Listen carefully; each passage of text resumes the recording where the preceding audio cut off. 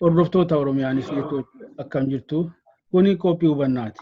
Qophii hubannaa kana wajjinan immoo tabsaa'ee dheeressaati.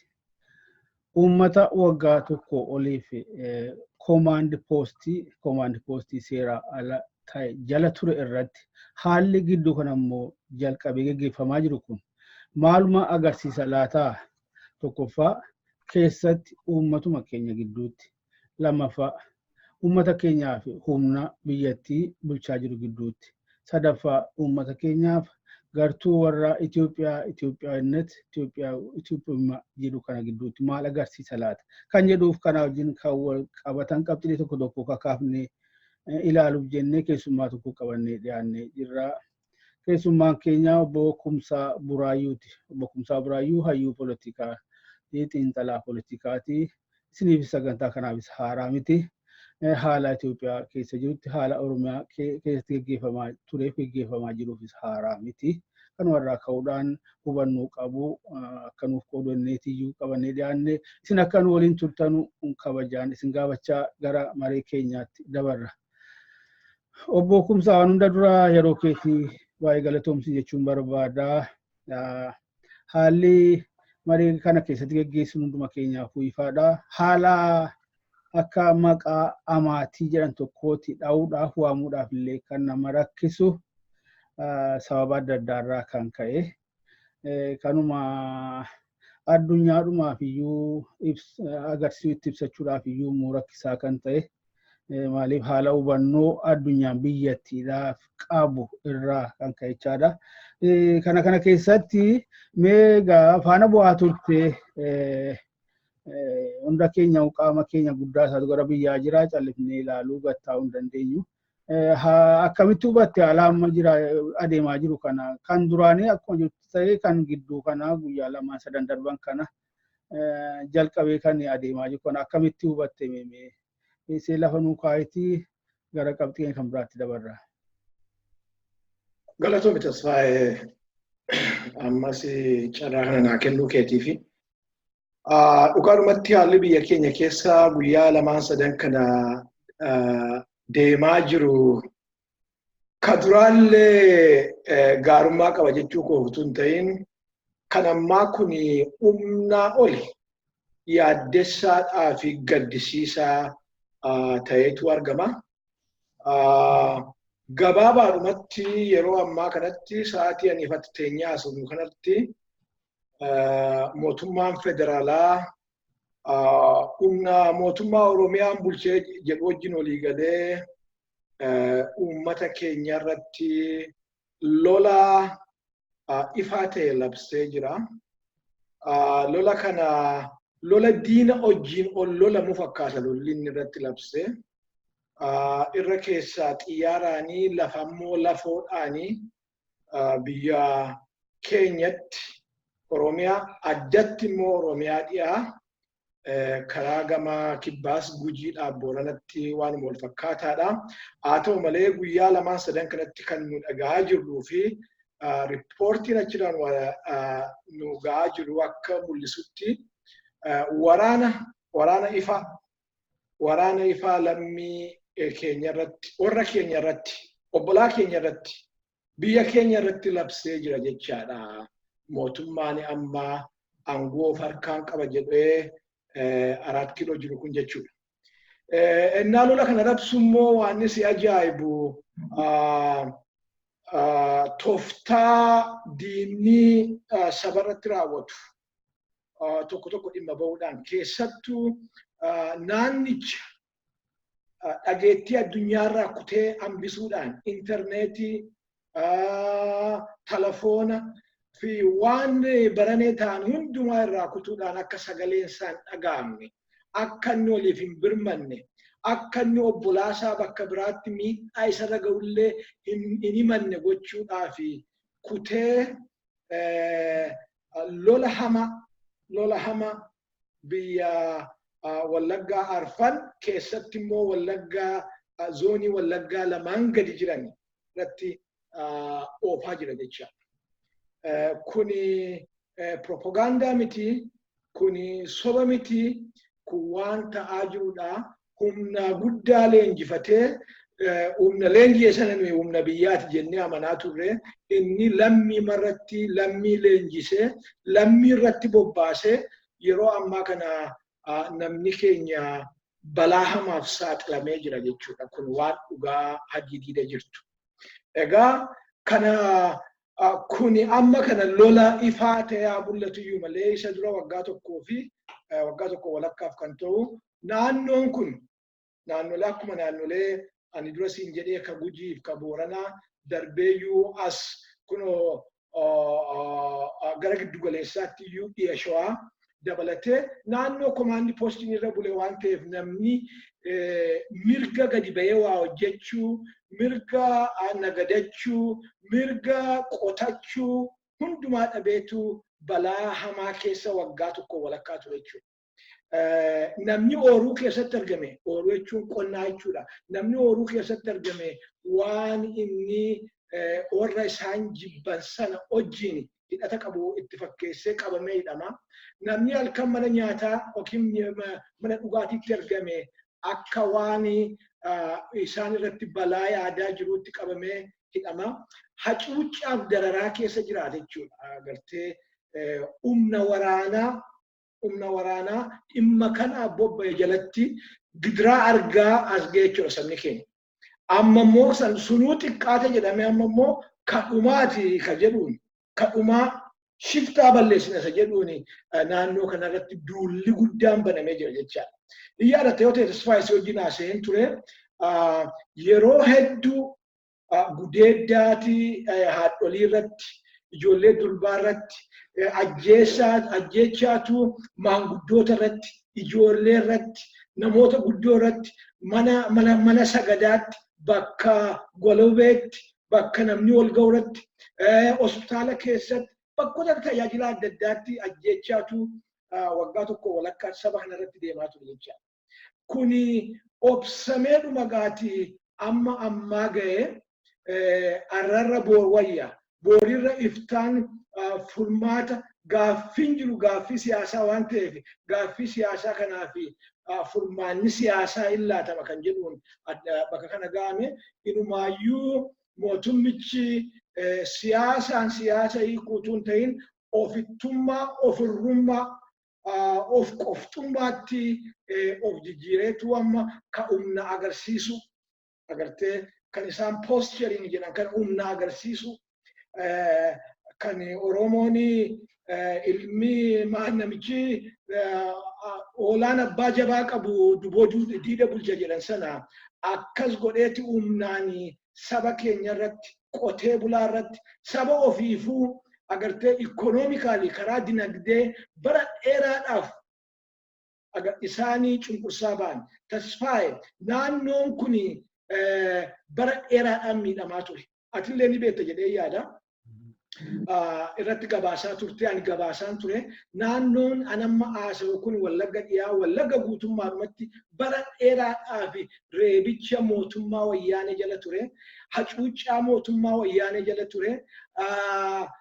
Qopheessuu qofaatti baasanii diinessuu wayyaanee jala ture jechuudha.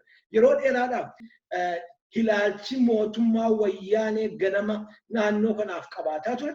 Naannoo Oromoo guutummaadhumaa fi dhugaa dubbachuudhaa fi irra caalaa garuu naannoo kanarratti jibba guddaa jibba ammas hin jenne bara dheeraadha waggaa 27 afuufamaa ture.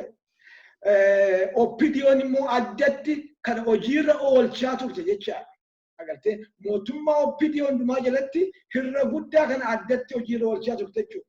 Yaadatte yoo ta'e gaafa 1995 sagantaa baafatanii nama naannoo kanatti dhalate biiroo Oromiyaa keessaa adamsanii qabaa turan.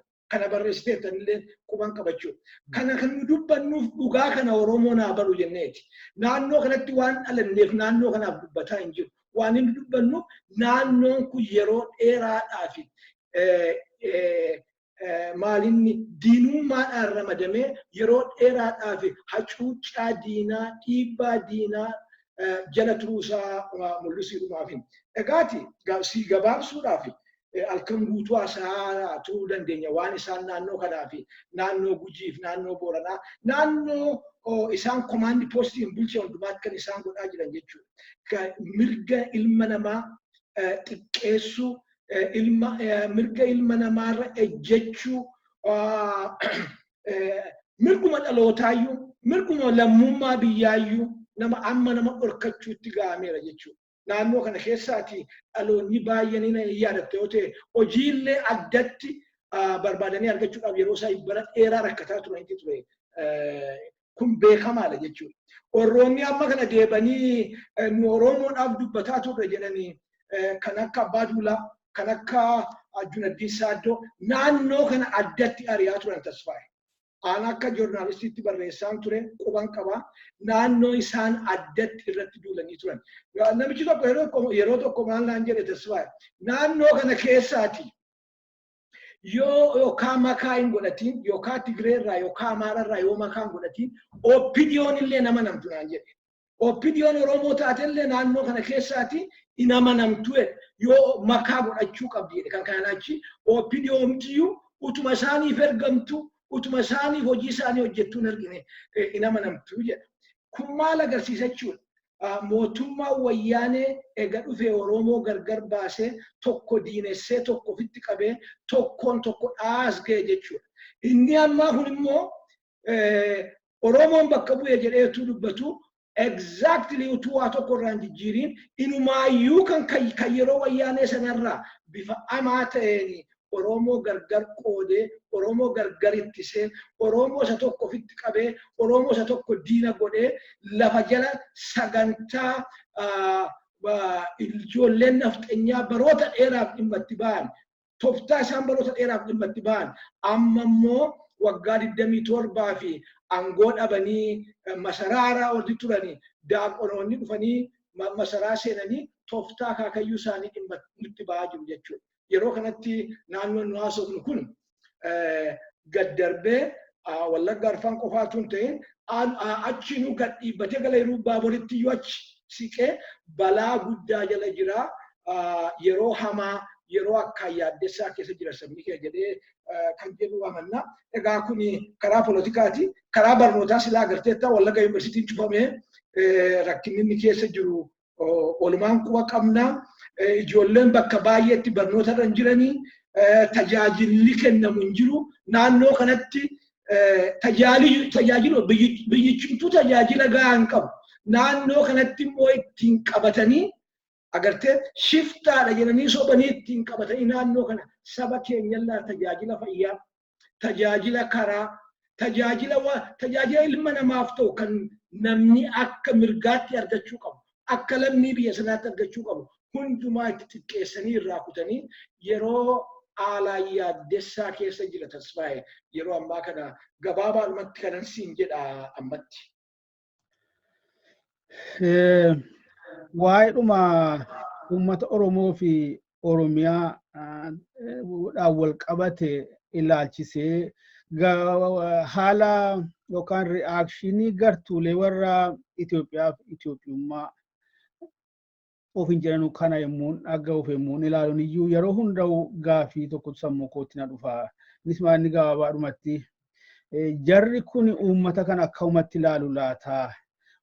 Jarri kun uummata kanaaf ilaalchuma akkamii qabu laata?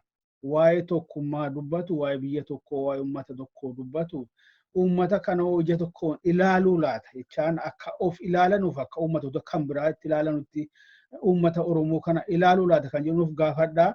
Ammallee kanumatiyyuu sammuutti na dhufe obbo Kumsaa maaliifini haala amma jechaan kaleessa kana dheengadda kana haala duraan irraa bifa adda ta'e gaggeeffamaa jiru kana ilaalaniitiyyuu fakkeenyaaf manni tokko keessaa warra miidiyaa keessa hojjetanu keessaa immoo miidiyaa warra Itiyoo silsaa jedhuu fi warra isaatu hin jedhan kana inni tokko hin turtee jedhe. Turteetta leetii ta'eera haa ta'uu jalqabdeetta egaa jabaadhu itti fufi. Tokko immoo egaa jalqabameera hamma xumura gaa'utti dhaabachuu hin qabu. Xumura jechuun kun maal inni laata? Egaa eenyurrattiyyuu waamicha akkasii eenyurratti dibbeen akkasii rukutamaa laata? Egaanoo ija tokko wal ilaalaa jirraare sana duwwaayyuu miti. Naannoon amma haala kanaan affected ta'ee jiru naannoon amma haala kanaan tuqamee jiru beekumsa naannoo guddaadha bakka guddaadha. Isuma waa'ee uummatichaa kallattiin gaagaamaa jiru qofa hin taane biyyuma kanaaf wanni kun gaagaaman qabu. Manni barnootaa naannoo tokko cufamee naannoo gara biraa biyyatti affecting godhu daldalli dhaabachuun sochiin guyyaa guyyaa dhaabachuun kunumti illee ilaalamuu laata sheettuudha. Kana hojii wal qabanii maalimmoo jedhu iyyuuti wantumti immoo nama dhibu yoomiyyuu jedhu har'as kaleessas jeequmsumti maal jedhu laata afaan isaaniitiin nawxirumti Itoophiyaa kana jeeqaatu jiru iyyuu maddi isaa sababni isaas uummata kanaaf naannoo kana. Maaliif kumsa? Kun maal jechuudha kumsa? Haa ta'u immoo uummata kanatiyyuu ofitti fide ofitti waamemoo isaantu itti dhufee kana itti uumaa jira. Itti dhufeen kun rakkoon kun uummata kanatti itti dhufe immoo isatiyyuu ofitti fide. Akkamitti ilaalameeti kan akkas jedhamu kun akkamitti ilaalameeti akkasitti lafa kaa'ama kun kumsa. Sababumti giddugallisaa maa'ekaliin jeequmsa kanaa nawxii kanaayyuu uummata kanaa biyya kanaa. Mee kana akkamitti wal ilaala? Maal agarsiisa kuni? Walitti dhufeenya walitti dhannaa nu gidduu jiru karaa ilaaluun. Kun gabaabaatti kan inni agarsiisu Tasfaayee dantaan siyaasaa keenya guutummaadhumatti dantaa koloneeffattootaa kan wajjin dantaa warra qubattootaa kan wajjin akka namoonni baay'een jedhanitti dantaa qubattootaa kan wajjin ol faallessaa ta'uu isaa argina. Maal jechuudha?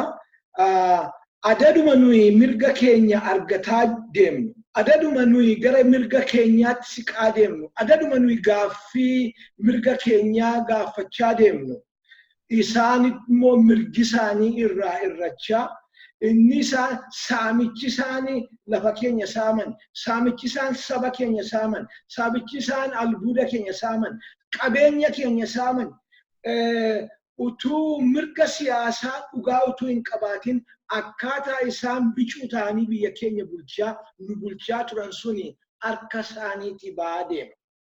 Kanaaf agartee completely antagonistic interest qabna jechuudha dhimma kanarratti. Ol sossobuun nu barbaachisu yeroo ammaa kanatti. Dantaa ol faallessaadhaa qabna qubattoota wajjin.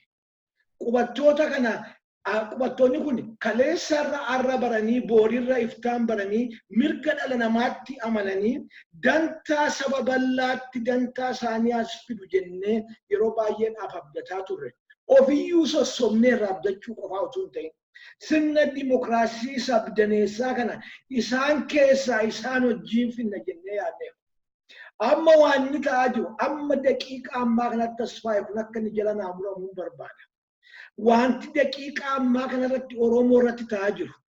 Dhiibbaan daqiiqa ammaa kanatti waraanni yeroo ammaa kana Oromoo irratti geggeeffamaa jiru. Oromoon gaaffii isaa mala ittiin deebisu akka inni deebee gamaaggamuu isa godhu. Waggaa lamaan darbaan kana hin yaadatte yoo ta'e wanti Oromoon irra guddeessi jedhaa jiru. Dimokiraasii sabdaneessaa finneetu mirga sabootaa eegna kan jedhudha. Amma kunuu mataansaa gaaffii jala galaa jira. Amma Oromoon irra guddaansaa kan nuyi bara dargii kan nuyi bara Haile Sillaasee agartee baddaa baaleetti kan inni kan jeneraal Waaqoo guutuufaa awurooppilaaniidhaan dhaamaa turan lafarra dhaamaa turanii kan jaarraa abbaa gadaafaa 1970 jalqabaa keessa qeessaanitti reebamaa turanii kan karaa dhiyaaf karaa bara dargiin abaawola jettee Oromoo irratti duulaa baatee kun hundumtuu gaaffii kana gaaffii dhalootaa sanatti akka nu deemnu barbaada. Gaaffiin dhalootaa sun gaaffii bilisummaati. Gaaffiin dhalootaa sun gaaffii mirga hiree murteeffannaa ofiiti. Dhiibbaan bifa kanaa siifaa galu tasfaaye kun saba keenyaaf akka inni galuun barbaada. Dhiibbaan bifa kanaa, roorroon bifa kanaa, ajjeechaan bifa kanaa, duulli bifa kanaa akka sabni kun deebee gaaffii isaa keessa deebee akka inni gilgaalu godha. Akkamitti gaaffiin koo deeba kan jedhu. Dhuguma agartee dimokiraasii sabdaneessa nuyi jennu federaalizimiin kun kan waggaa tokko walakkaa calluma jennee oofaa jirru kun yoo bifa kanaan kan nuyi ficcisiisu ta'e gaaffii siyaasaa nu qabnu deebisuu danda'u inni jedhu amma sammuu beektota keenyaa keessa sammuu siyaasota keenyaa keessa gasseenuu qabachuu. Gabaabaatti maalsin jechuu barbaadeen jarri ammaati jette kun Itiyoo 316 fi isaatiin akkanatti fakkaatutti waan mootummichi waan iyyuu kaffalamuuf natti fakkaata. Kan mootummichi jedhu caalaa iyyuu jedhaa jiru waan mootummichi waan bobbaasee natti fakkaata namoota kana baay'ee isaa yennaa laala. Maali waan isaan jedhan isseeyyoo nuu jalqabdeetta gaa jara sana nuu dha'uu jalqabdeetta jabeessii nuu dha'itti jedhan Piraayim Ministeeriidha. Karaa kana tokko waan isaan oofan quba qabaadhu maaliin agartee siyaasaa lammummaa የዜግነት ፖለቲካ ኦፍናይ ኤጋቲ ጉጂን ዜጋ ምት ጀቹ ወለገ ዜጋ ምት ጀቹ ቦረኒ ዜጋ ምት ጀቹ bakki oromoo itti dhaamu kun agartee ishaa showaa zeegaa miti jechuudha. Zeegaan kanuma isaanii isa Itoophiyaa isaan beekan ka afaan Amaaraa dubbatu sana kan immoo ol gubbaadhaa dhufee biyya keenya irra qubate jechuudha. Kun gabaabaatti waan isaan godhaa jiranii sabni Oromoo gaaffii walakkaan isaanii gaaffii walakkaan ittiin nama sobuuf dhimma itti ba'an. Gaaffii inni kaan immoo dhuguma federaalizimii sabdaneessa kana keessa gaaffiin Oromoo hin deeba jedhee amana. Look, waa lamatu jira kana keessa tasfaaye. Orroonni sabdaneessa kana keessa federaalizimii kana keessa deeman jedhan gosa lama. Tokko orra sobee sobumaaf jiru. Itti yeroo bitachuuf orra jiru. Isaan tokko. Isaan kaan immoo dhuguma malli kana ta'innaa kan jedhu. Malli itti nuyi siyaasaa waggaa 150 fi xaxame kana itti deebisuu dandeenyu karaan kanaa jedhee orra yaadu. Irra guddaan Oromoo amma akka waan bishaan keessaa ka'ee dammaqaa jiru. Quba qabaatu waggaa lama ga'uuf deema natti fakkaata. Innaa namni akka galu waamicha Dookter Abiyyi godhe. Dhaabonni hundumtuu naa galan addi bilisummaa Oromoodha. Dhimmi kuni bara dheeraa Itoophiyaan nu sossobdee bara dheeraa rakkinni jiraateera. Walitti bu'iinsa baay'ee fideera. Dhimma keenya kana jidduu alagaan nuuf haa taa'u haa ilaalamu. Dhimmi kun karaa nagaa hiikamonnaa jedhu. Maali kan dhaabni kun argate? Biyya alaa keessaati warri amma deebanii Wallaggaa fi Gujiif dubbana jettu agartee aktivistiin biyyaa itti duulan jechaadha. Itti duulan ilma abbaa gadaatuun isi waamuu serdi paartiin qaamni sadeeffaan ati gootu maaliin jedhanii itti duulan jechuudha. Dhugaan garuu yeroo sana dhugaa guddaa ture jechuudha. Wanti dhaabni sun kana jedheefi muuxannoo keenyatu kana agarsiisa. 1997 kana agarsiise gaafa Hayilee Fidaafaa gaafa agartee warraaqsa lafaa sanallee bifa kanatti jira. Kanatti deebinee hin gallu akka kana duraa sana hin taanu waan qabatamaa hojjennu ennaa jedhamu duula guddaatu dhaaba kanarratti baname jecha. Isa kana dandamatamee kan itti seenan kana itti seenuudhaan dhaabni kun maal godhe gatii guddaa baaseera. Gabaabaatti gatii ammas hin jedhamne guddaa baaseera. Waraana itti cichee ijaaree bilisummaa ittiin saba Oromoo baasuudhaaf gurmeesse bara dheeraatti rakkate akka malee yeroo malee sa'aatii malee piroosesii malee akka inni agartee diigamuufillee gumaachee jechuu hin danda'ama jechaadha. Maaliif agartee siyaasni gatii qaba tasfaaye. Gatii kana baasanii nagaa fiduudhaan waan jedhaniif gatiin kun bahee garuu gatiin kun bahee gatii baamee kan ammoo kan inni argate kun ijoolleen dhaqanii hidhamu kaan ajjeefamu kaan immoo bakka buuteen isaanii wallaalamu kaan immoo kun amma irratti duulamuu fide jecha. Kanaafuu warra Itoophiyaa kana waan nuyi baay'ee isaaniitti rakkannuuf hin jiru. Kanuma kan isaan jedhaa turan bara dheeraati. Yoo isaaniiti Oromoon mirga biraa qaba, gosummaa biraa qaba, isaan immoo Itoophiyaadha. So kan Oromoon of keessatti baruu qaba. Galatoomi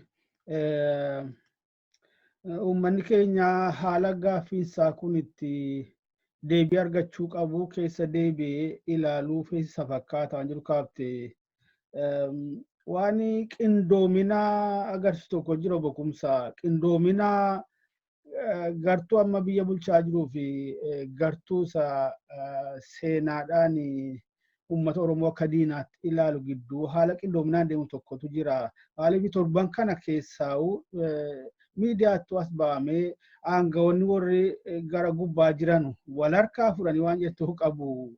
Fakkeenyaaf amma nam tokkotiyyuu torban darbe kana OMN irratti gaaffiidhaaf deebii taa'ee jira nama kan biraa tokko wajjin.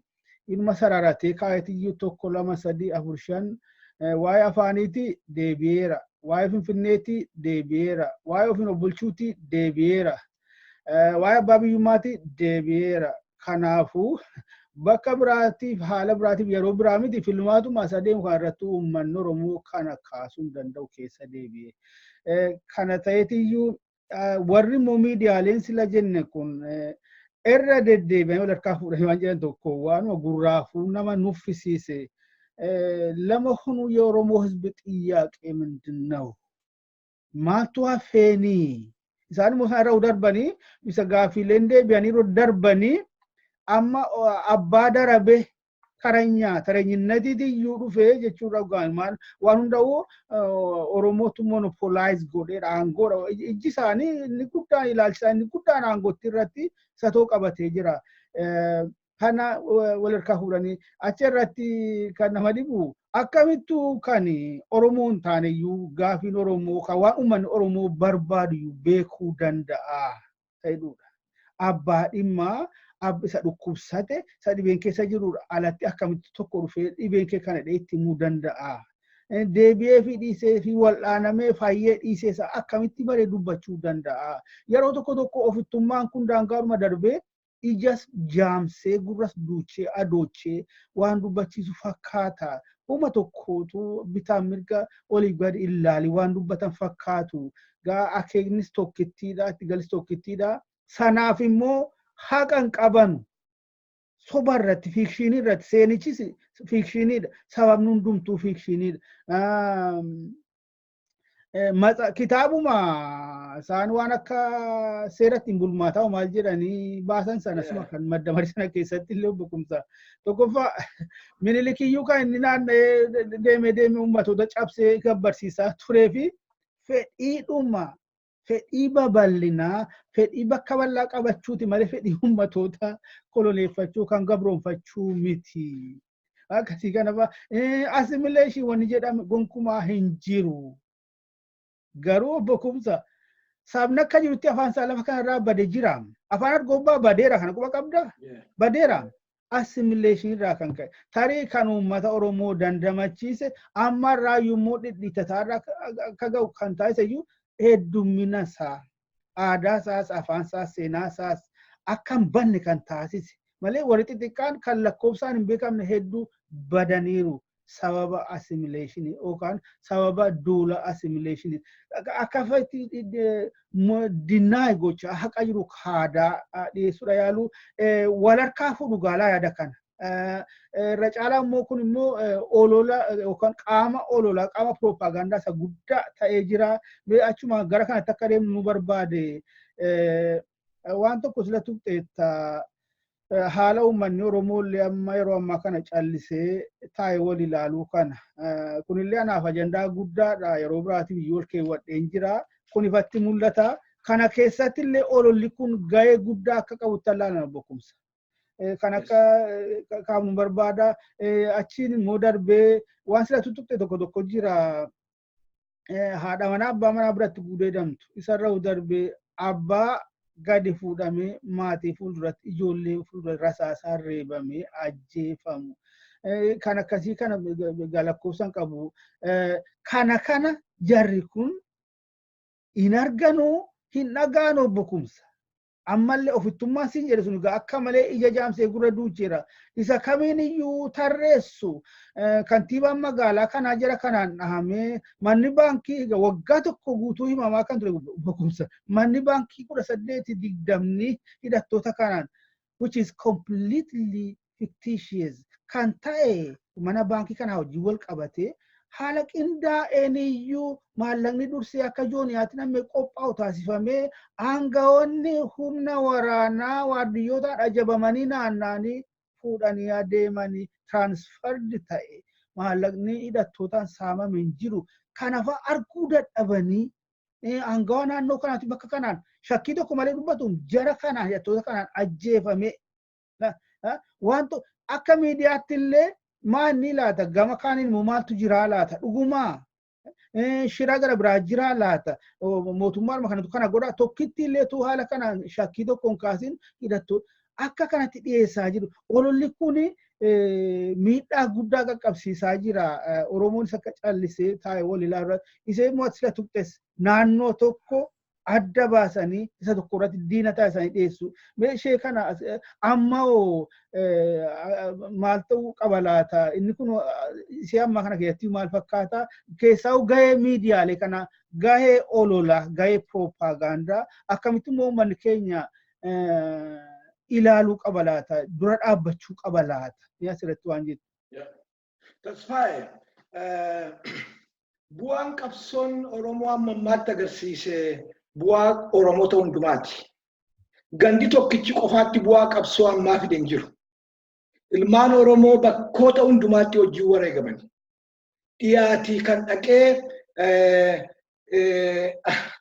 amma sitti haasa'uu nan barbaachisu malee dhiyaatii kan dhaqee Boorana keessatti wareegame, kan Baalee keessatti wareegame, kan Harargee keessatti wareegame lakkoofsan qabu.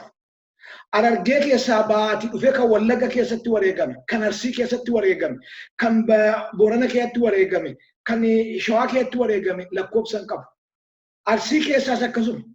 Gandi Oromoon ilmi Oromoo wareegamin hin jiru qabsu ka amma arganne kana bakka amma geenye kana sagalee amma dhagaamtu kana waloodhaan argate Oromoon gandi tokko duwwaan hin finne. Diinonni keenya maal godhu sitti fakkaate? Ol nu jibbisiisuuf jedhanii ganda tokkotti quba qabu jabeessanii. Utuu gandi warri akkasiin jiran ta'eeti biyyi kun hin jeeqamu jedhanii qubatti qabu. Fakkeenyaaf agartee yeroo hundumaa kan isaan irra deddeebisanii dubbatan hubannoon Oromoon consciousness kan ganda tokko bakka tokko madde fakkeessanii agartee gaaffii Oromoon sirnicha irratti olii gala qabu kan gandaa fakkeessuudhaaf utuu isaan tattaafatanii argina. Isma kana godhaa jiru amma kana yeroo ammaa kana kan isaan godhaniif. Iyyaadatte yoo ta'e tasfaa'ee gaafa bosonni Baalee gubatu biyya jirtaati. Nan jira. Ijoolleen achi dhattee ijoollee Baalee qofaa miti quba qaban. Ijoollee Oromiyaa keessa jirtu hunduma ishee dhaqe. Kan gaaffii gaafate kan Addis Ababa Yuunivarsiitiidhaan ittiin ari'ame istaatiksiin isaa dhaqee yoo barbaadame kan biyya Oromoo guutummaa keessaa dhuftu. Eddeetti baay'atu qabaachuu hin danda'a ta'a. Isa kana hin callimannee dhiisu bila darbuu danda'a. Gaafa cinaaksanii dheengaddaa isaan nama miliyoonii buqqaasanii ijoolleen argee duwwaa mini saban argee duwwaa mini kan duule Oromooti haa jedhee ol duukaa ka'e. Akkasuma karaa Booranaa innaa isaanii agartee buqqaanii waggaa 2 waggaa 3 fuuldura kan ta'e Oromoon bakka hundumaatii ka'e. Har'a waanni mootummaan kun itti milkaa'eera jedhee ani yaadu. Ilmaan Oromoo olirraa qoqqooduudhaan olirraa qollifachiisuudhaan maal godhe? Agartee biyya alaa kanatti sobduu baay'ee bitate warra social media irra jiru. Waan isaan afuufan tokko somni isaan afuufan inni guddaan tokko maayin uummata keenya Wallaggaa uummata keenya Gujii mini kan dhaamaa jiru shiftaadha malee jedhanii haasa'u jechuudha. Let me tell you. Uumni Oromoo laga jiru kun shiftaa miti. Kun jala muramuu itti jira. Umni Oromoo lagaa waraanu kun umna bilisummaadhaaf manaa ba'e. Umna gaaffii Oromoo gaafachuun manaa ba'e. Umni kun ceeboo jaarraa abbaa gadaati. Ceeboo mul'isa abbaa gadaati. Ceeboo kan agartee sirna waaqoo guutuu irratti qabsaa'e achi dhufa isaati umni kun. Umni kun humna Oromooti. Wanti ta'e maaliin umna kana sirriidhaan qabu mannaa innichi ani Oromoodha jedhee amma ofiisii jiru kun umna kana diineffatee akka umni kun isaan irratti amantiin godhanne akka umni kun sirnicha irratti amantiin godhanne godhanii diidatti hambisan jechuudha. Umni kun mataasaa kan inni diidatti hafee hojii amma orra Finfinnee jiraniitiin. Orri Finfinnee jiran maal barbaadu? Orri Finfinnee jiranii kan ittiin nama sossoban barbaadu. Diina barbaadu. Diina ittiin diina lolaa jira jedhanii akka eengaddaa sana agartee nama itti bobbaasan karaa ittiin saba Oromoo rukutan barbaadu jechuudha. Maaliif orra poolisii meekariitu structural enemy Oromooti. Orri amma kana poolisii biyyattii sanaa hojjetaa jiran. Orri amma kana agartee 4 kiilootti Dooktara biyyitti naanna'anii jiran. Orroota dhufaani diina Oromummaa qabu. Orroota humna Oromoo arguu hin barbaanne. Orroota mirga Oromoo arguu hin barbaanne. Qeessota daaqonootatu mana sana keessaati poolisii galgalaa ganama hojjetaa jira. Kanaaf umni kun karaa gama tokko diidatti hambisuun isaanii waan inni isaan gargaaru maaliif excuse itti nama dhaqan agartee maa jechuudha dhiifama yookaan immoo sababa itti nama irratti duulanii ittiin saba dhaan kana tolchuudhaaf humna kana wajjin ta'anii haasa'anii humna kana wajjin wal amansiisanii humna kana wajjin sirna baafatanii humna kana akka seerri addunyaa ajajutti. Agartee seerri addunyaa humna bifa kanaaf tasfaa'e sirna ifaa qaba. Akkaataa itti hiikkachiistutu jira. Akkaataa immoo itti immoo sabatti dabaltutu jira. Akkaataa immoo itti immoo deebiftee immoo qubsiiftutu jira. Kun hundumtuu hordofa kana hundumaa hordofuudhaaf namni fedhii qabaate hin ture jechuudha. Ijaalatte yoo ta'e akki humni kun itti harka bilisummaa Oromootii ba'ellee yoo ilaalte. Dhiibbaa ammas hin jedhamneen humna kana harka bilisummaa Oromootii baasan jechuudha. Ijaalatte yoo ta'e karaa gama tokko Alamuu Simee karaa gama kaanii immoo qabsoodhuma keessaa qabsoo Oromoo warra hojjetan warra fakkaatan hiyyanii hiyyisiisanii humna kana akka dhaabaatii dhaaba wajjin akka dubbiin kun nagaadhaan hin finne godhanii harka dhaabaatii baasan jechuudha. Pireesheriidhaan baasan harka dhaabaatii. Achi booda maali kan isaan godhan jechuudha. Humnicha shiftaa jedhaniitu kun amma biyya alaa kana keessaati warroota feesbuukii irra jirani kan garaa isaanii bulan kan ejjennoo hin qabne kan agartee galgalaa ganama dooktorichi yookaan immoo piraayim ministeerichi horii xixiqqoo itti darbatu isaan akka humna shiftaatti biyya alaa kana keessaallee warri jiran warri gaafa duraa aktivistii ofii jedhan humna shiftaa jedhanii obbolaa keenya qabsoo saba keenyaaf kan lagatti ba'an kan of kennan agartee namni lubbuu isaa caalaa nama jaallatu qabsaa malee hin jiru tasfaa jaalala lubbuu isaanii sadoo namummaa isaanii gatanii mirga Oromoof qabsoofna jedhanii lagatti hafanii jechuudha. Warroonni galan kan isaan ta'anii argineera. Balaa isaanirra ga'e argineera. Akkaataa isaan ajjeesanii fixan argineera. Kun maal agarsiisa gaa walumaa gala yoo gara gaaffii kan hin deebi'u ta'e. Amma kana yeroo ammaa kanatti waan isaan deemsisaa jiran kun biyyicha balaa kana caaluuf saaxilaa deemuusaa agarsiisa jechuudha. Uummanni Oromoo immoo kana akka walootti hubachuu qaba. Rakkinni kun rakkina Wallaggaa qofaa miti, kan Gujii qofaa miti, kan Booranaa qofaa miti. Rakkinni kun rakkina Oromooti. Kaleessa kan arganne sana waloodhaan arganne har'a ennaa qaamni keenya itti duulamu. Har'a ennaa qeen keenya bakki biraan bosonni baalee hin boba'e jedhee ilmaan Oromoo duulanii bosonni Wallaggaa ennaa inni boba'u maaliif ilmaan Oromoo afaan qabatanii taa'u? Maali dabili istaandardiin akkasii attamitti ta'uu danda'a? attamitti obbolaa kee kana agartee qaama kee kana isa kam jaallattee isa kam jibbita. Kana kan godhe istirateejii warri amma 4 kiiloo jiran baasan jechuudha. Oromoo iyyadatta Prime Ministeriin kan inni godhe Tasfaayee jalqaba gaafa dhufu utuu Wallagga isa jaallatu utuu Wallagga agartee jijjiirama kanaaf harka bal'isee fudhataa jiru yoo Wallaggaan dhaqe na ajjeesu jedhe. Immediately akka diinaatti ramadecha categorization as enemy akka diinaatti ramadecha jalqabuma gaafa ofiisii akka diinaatti ramade.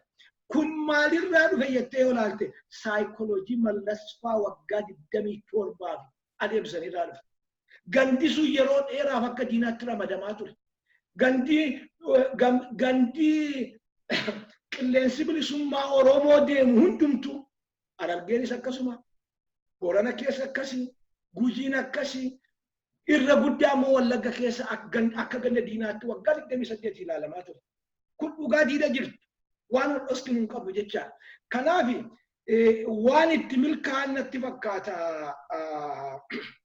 Dr. Abiy faa Oromoo gargar baasuudhaani miidiyaa kun waatamma jettu kana isaat faa 360 faa ammoo isaan caalaa ammoo ijoollee waa nyaachuudhaaf biyya alaa jirtu kana maqaa isheellee waamuu hin dandeenye. Kan amma shiftaa jettee obbolaa keenya waamtu.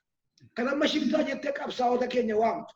Isheedhaani uummata burjaajessanii akka uummanni oliif hin kaane, akka uummanni oliif hin naane, akka uummanni utuu arguu ija qabatu gochuu danda'anii jechuudha. Garuu amma kun riiversii ta'aa waan jiru, waan duuba deebaa jiru natti fakkaata. Maalirraa argitan jechuu dandeessa. Guyyaa lamaan kana bakkoota adda addaatti yuunivarsiitii adda addaa keessatti waan inni ta'aa jiru waan jajjabeessaadha. Bakkoota baay'eetti duraaniyyuu lafti hubannoo qabu irra guddaa yuunivarsiitiidha. Yuunivarsiitonni baay'een inni Wallaggaa boba'u suni bokkaamin inni Wallaggatti roobaa jiru suni boombiidha jedhaniitu amma kana kun arra galgala kaleessa kanatti jiru jechuudha. Inni aarri Gujiidha adeemu suni aarri suni abidda miti ijoollee Oromoo mana Oromooti gubataa jira jedhaniitu kaasanii jiran jechuudha. Kuni yeroo fudhata malee dhugaan suutaa dhufaa Oromoon ilma abbaa tokkooti agartee jibbisiisuu hin danda'ani. Gandaan jibbisiisuu, gandaan qofaa gochuu, gandaan qofaatti baasanii agartee reebaa ooluu hin danda'an. Kuni yoo maal godhe kan inni godhu maal inni yoo guyyaa bilisummaa keenyaa xiqqoo ishee fageesse malee nambisu. Waraana bifa akkasii Tasfaayee seenaa keessatti namni moo'ee beeku. Moo hin dandeessu. Agartee waraana mirga abbaasaaf, mirga haadhasaatiif, mirga biyya isaatiif of kenne moo hin dandeessu. Waraana kana wajjin kanatti gochuu dandeessu dhugaadhaan teessee haasa'u. Dhugaadhaan mala fiduudha. Gaaffii isaa sana dhugaadhaan teessee keessummeessuudha. Isa kana gochuudhaaf orri imaammata baasanii 4 kiiloo jiran, orri Dr. Abiyyiin marsanii jiran, orri akka nu itti bullu nuuf tolchaa jiran isa kana gochuudhaaf obsa isaatti hin qabanii, fedhii isaas itti hin qabanii. Amma isaaniin of biraan kaasneetti immoo innilleen hojii isaan hojjetaa jira jechaadha gabaabumatti. Kanaafuu ilmaan Oromoo kan waggaa tokkoof goone kana deebinee ilaaluu qabna. Waggaa tokkoof ol balaaleffataa nu baasan jirri kun. Waggaa tokkoof ganda keessatti bilisummaan falmamu akka nu balaaleffannu nu godhaa turan. Diida kana keessatti yoo ta'e Tasfaayee warri aktivistii jedhan kan waatti hin galle agartee addana teenyaa bergerii nyaataa biiraa dhugaa shiftoota jettee qubachitti itti qabdu jechuudha. Ijoollee gootota lagaatii ilmaan Oromoof didanii mirga Oromoof didanii xiqichanii jiran. Kanaafuu inni kun amma hudduu duuba deebaa dhufeera jedhee yaada kana caalaas deebuu qaba jedhee namani. Akkitti wal ilaaluu fi itti wal ibsinu yookaan wal describe wal goonu kunis obbo Kumsaa haaluma walitti dhannaanu gidduu jiru irratti kan hundaa'e fakkaata jechuunis eenyudha isa kaminni humna kanaan shiftaatadha jedhu. Eenyudha immoo inni akka humnoota qabsoo bilisummaa uummataatti immoo ilaalee fudhatu isa jedhu sana wajjin wal qaba. Humna bosonatti hafe kana qofa miti bokumsa. Ammas haaluma kaleessaa dheengadda jalqabamee adeemaa jiru kana ilaalchiseetiyyuu warruma sila maqaa kaafne keessaa inni tokko waa poostii godha. Ishoo leetii ta'us baga jalqabdeetta egaatiif sadee jedhetiyyuu itti fufee maal jedha? Humnicha farra Itoophiyaa jedha. Humnicha Itoophiyaa deeguuf deemu kana oona kanas achumaan walitti qabamee dhabamsiisuudhaaf iyyuu gargaara. Kunis irratti deebitee jedhamti obbo Kumsaa. Asirrattis akka kootti waanuma dhaabni kun qabatee ka'ellee waanuma dhaabni kun qabatee adeemaa tureef adeemaa jirullee gonkumaa otuu hin beekin duruunfatanii dhiyeessa akka isaaniif ta'utti jechaadha. Akka ajandaa isaanii ceesifachuu isaaniidhaaf ta'utti. Maaliif yoomiyyuu bakka dimokiraasii dhugaa keessatti uummanni kun waan isaan fedhaniin isaan ga'u kan dandeenye waan beekanuuf dursanii ulaa cufuudha feesisa. Kanaafuu uummanni kun yookaan dhaabni kun kan dhaaba kana cinaa kan dhaaba kana duuba hiriire hundumtuu farra biyya keenyaati. Yaa warra kaanii yaa warra keenya ittiin laafina akkas jedhee kaa'e. Seenaa waliin qabnu farraa maddagaa jalqabumaa kaasee akka itti wal ilaaluu fi akka itti wal dhiyeessaa turre irraa madda. Kanammoo of bira darbanii humnoota biyya alaa keessaa tokko tokko amansiifatanii yeroo bokumsa kanaan duras kaasee fakkaata. Warruma mootummoota humnaawaa jedhaman kana super powers jedhaman keessaa tokkotiyyuu ganamaa kaasee ganama jalqaba qabsoo uummata Oromoo irraa kaasee adda bilisummaa Oromoo warra biyya diiguudhaaf ijaarame kan dhiyeessu jira. Irra caalaa isaan harkaa fudhatanii kan isaan immoo eekoo godhaa jiran. Sanayyuu asirratti gaaffii kaa dhugumatti akkamitti wal ilaalaa jirra? Dhugumatti gaaffii uummata kanaa gaaffii dhaabni kun qabatee adeemu kana hubachuuf yaalleerra. Immoo dhubaa saaree duruunfanneetuma blindly aantummaadhaan jibbaantummaa irratti hundaa'een maqaan malle maqaan qabne maqaan yookaan ajandaan qabne kana diddibnee dhiyeessuun kunumtuu immoo egaa otuma waan fedhe yoo ta'u fedhiin uummatichaa kun otuu ilaalcha keessan galin immoo karaa nu feene qofa deemee bakka ga'uu danda'a laata. Sayittuudha kanaan wal qabatee waan asitti kaleessa obbo Nageessoo odoo dubbeetu miidiyaa tokko irratti dubbata kam akka taate na irraanfadhee Amaariffaanii waan amma itti sana kaase. Rakkinni inni irraa kun kan waggaa 2 dura didame sana akka ta'e. Humni kun akkamitti handle ta'uu qaba ture. Humni kun akkamitti ta'uu qaba ture isa durattiyyuu qabxi tokko haatiyyuu waan DDR jedhu tokko kaase. Akkamitti demobilize, dissolve and reintegrate. Jecha ishee dhumaa kanatiyyuu dhimma guddaa qabu keessaa qabdi kumsa reintegrationiin kun keessaa biyyaan keessa jiru kana Kanaadaa kana keessatti justice systemii Kanaadaa keessatti yakkuma ishee common crime jedhan kanallee warruma yakka ishee common crime kana dalagullee akka inni uummatarraa fagaate adda ba'ee ittuyyuu babbadaa ittuyyuu yakkan waan ta'a akka hin deemne as deebi'ee akka uummatatti wal makee uummaticha ta'e akka isaa duraaniitti deebi'ee akka jiraatu jedheeti dhumarratti reintegrate jedha. Rehabilitate and reintegrate. Completely contrary to one biyyi ollaa isaa kun United States qabdu wajjin completely faallaa kan ta'edha. Punish jedhu jarri punishmentiin ilmoo namaa hin sirreessu. Reintegrate iseedhayyuu kaa'ee akkas ta'uu qaba ture. Akka demobilized ta'ee dissolve ta'ee uummata hawaasaa wajjin reintegrate ta'u irratti hojjetamuu qaba ture. Egaa hundumtuu akkatti wal ilaaluurraa maddaa jechaadha. Inni waa'ee maallaqaan bitamanii iyyuu warra activistoof hin jedhu qofa miti. Wanta nama ifatti hedduminaan argaa jiru tokko miidiyaaleen maqaa Itoophiyaatiin soso'an hundi isaanii kaffaltiidhaan soso'aa akka jiranu. Waan tokko nurraa argadhe torban kana keessa namoota lamatiyyuu haala isaan irraa kaanii waa barreessanii waan isaan barreessan sana miidiyaan tokko fuudhee dubbise. Namoonni kun lama isaanii gaazexeessitoota lubbuudhaan jiru Itoophiyaa keessa jiru miidiyaa garaagaraa lama wajjin hojjetu. Si'a garaagaraa lama aangawaan guddaan tokko waajjira muummicha ministeeraa keessaa ofitti waame. Yeroo adda addaa baallama qabee fi waamee taa'ee wajjin haasaa jalqabaa irratti akka doorsisuu taasise. Maaliif jarri kun lama miidiyaa mootummaarraa adda ta'e keessa miidiyaa walabba jedhanii ilaalan keessatti hojjetu akka doorsisuutiin iyyuu jalqabe akka intimideet gochuuti sodaa itti naqee gara ofitti waamu. Jarri kun lamaanuu haa ta'u malee yeroo adda addaa ta'u malee kumsa si dhiba ejjennoo wal fakkaataa qabatanii dhiyaatan lamaanuu hin falmaniini doorsisoo kanas fudhachuu didani. Ittaan seetiyyuu akkan waliin hojjettan barbaanna. Kanas harkaa fudhachuu didan. Ammas haala nama ajaa'ibuun waan barreeffamee dubbifameedha kun miidiyaa tokko irratti lamaa isaanii mata maqaa isaanii kaa'anii barreessanii soobni keessa jira kan jenneef.